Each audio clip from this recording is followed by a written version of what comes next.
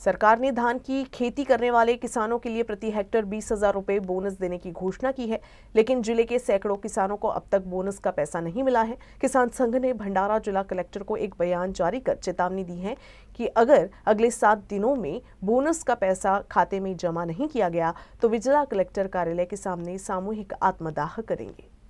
लाखांदूर तालुक्यामध्ये मागील 6 ते 8 महिन्यापासून एवढा बिकट प्रश्न निर्माण झालेला आहे शेतकरी शेतमजूर गोरगरीब जनतेच्या समोर की मागील पावसाळी हंगामामध्ये शेतकऱ्यांनी जो धान आहे जिल्हा मार्केटिंग कंपनीला विकत दिलेला आहे, धानाचे पैसे आलेले आहेत, पण धानाचा बोनस जो आहे हेक्टरी 20,000 रुपये तो मागील 6 ते 8 महिन्यापासून शेतकऱ्यांना मिळालेला नाही आहे।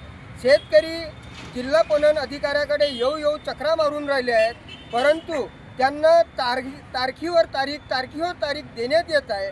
आज मला एक सांगा, महाराष्ट्र सरकारने सांगायला पाहिजे की खरोखरच शेतकऱ्यावर अस्मानी सुलतानी संकट कोसळलेला आहे आणि स्वतःच्या भाकरी बांधून शेतकरी पणन कार्यालयामध्ये चक्रा मारत आहेत आणि चक्रा मारत असताना सुद्धा तेथील कर्मचारी आज या उद्या या परवा या अशा भूलथापा देऊन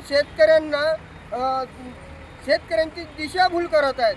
ह्या सूचनेचा आम्ही माननीय जिल्हाधिकारी साहेब यांना पत्र दिलेलं आहे।